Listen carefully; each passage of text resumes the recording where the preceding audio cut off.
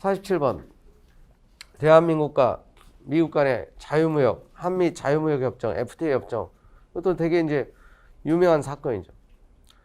그래서 이게 2011년 11월 20일 국회에서 통과됐어요. 이게 이제 이명박 정부 때 통과가 됐죠. 이에 찬성하는 여론, 반대하는 여론. 그러니까 좋아하는 쪽은 미국산 쇠고기, 오렌지 싸게 먹을 수 있겠는데 이미 우리 먹고 있죠, 실제로 보면. 그래서 오렌지 그리고 씨 없는 포도 엄청 많이 먹고 있어요, 저도.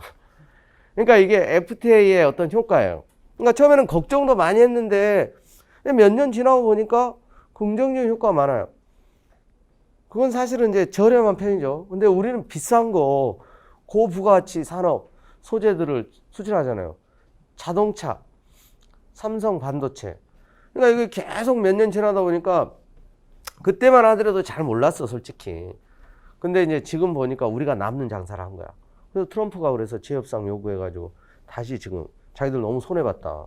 다시 하자. 이렇게 얘기를 하는 거잖아. 자, 그때 이제 이 농민들 축산업자는 사실 직격탄이에요. 그렇잖아요. 저렴한 값싼 과일도 막 쏟아져 들어오고. 미국산 쇠고기, 우리나라 한우의 3분의 1 가격도 안 돼요, 진짜로. 근데 내가 진짜 양심적으로 한우 맛을 보고.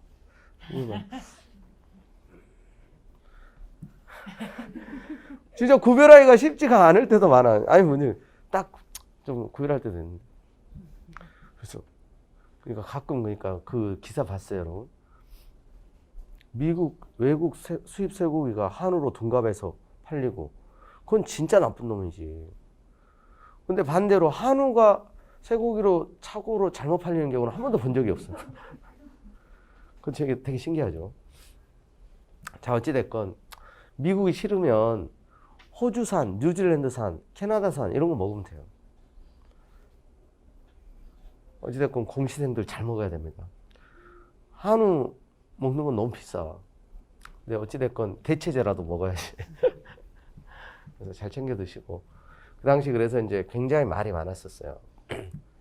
한미 자유무역협정 전체 국민과 이해관계 있는 중요 정책이므로 국민투표를 거쳐서 결정할 문제다. 자유무역협정 국민특권 침해다. 미국 투자자만을 우대하여 평등권을 침해한다. 이런 식으로 이제 반대하는 사람들이 헌법소원을 제기했어요. 자, 헌법 72조 국민투표권은 대통령이 어떠한 정책을 국민투표에 부의한 경우에 비로소 가능한 기본권이다. 그래서 한미 무역협정에 대한 대통령의 국민투표 부의가 행해지지 않은 이상 72조 국민투표권 침해 가능성 인정되지 않는다.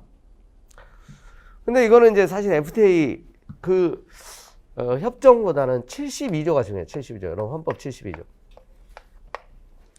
이게 여러분 대통령의 국민투표 부의권인데 이거 엄청 사실 시험이 많이 나오는 겁니다. 이거.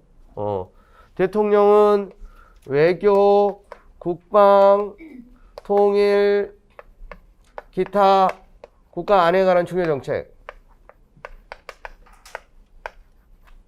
국민투표에 붙일 수 있다 이렇게 돼 있어요. 붙일 수 있다. 그래서 이걸 임의적 국민투표제더라고요. 임의적.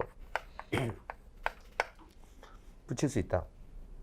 붙여야 한다가 아니에요. 그러니까 대통령의 재량이에요, 이게.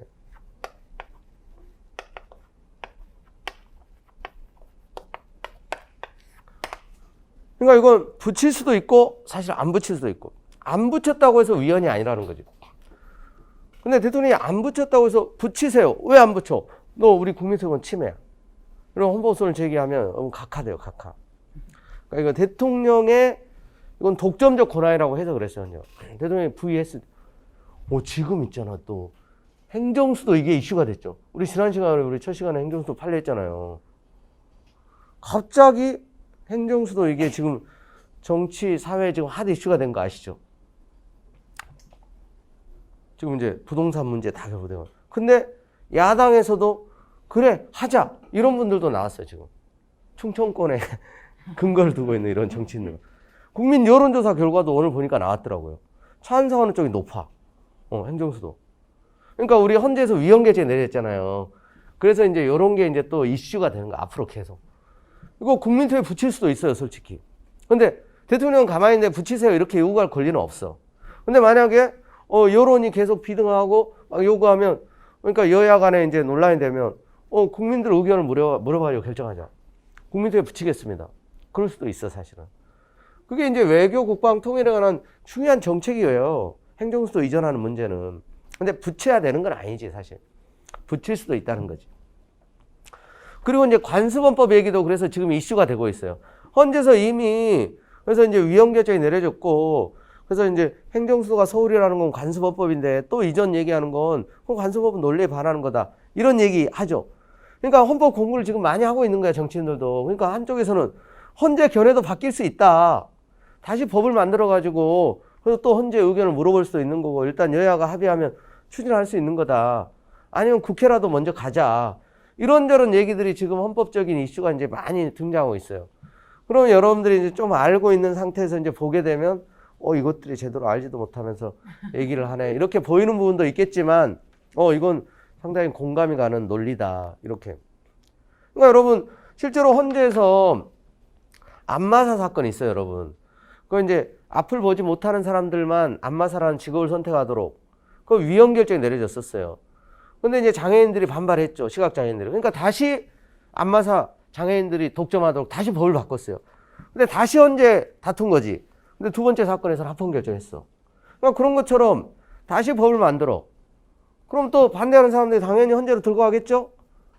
그때 헌법재판관들이 아니라 그랬잖아요, 지금. 시대가 바뀌었죠. 그 시절에 위헌 결정한 재판관들은 한 명도 없어요.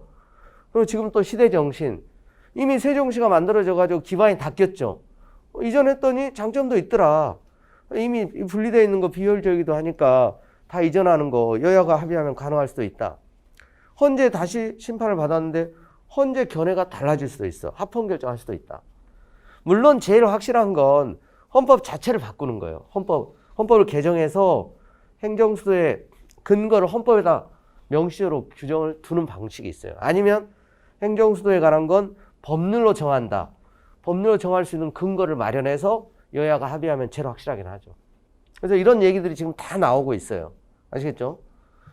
그래서 이제 헌법에 관련된 이슈는 늘 우리 헌법이 대한민국의 최고법, 기본법이기 때문에 우리 국민 생활과 다 관련이 있는 거지. 여기도 이제 72조의 성격과 관련해서 알아두시면 되고.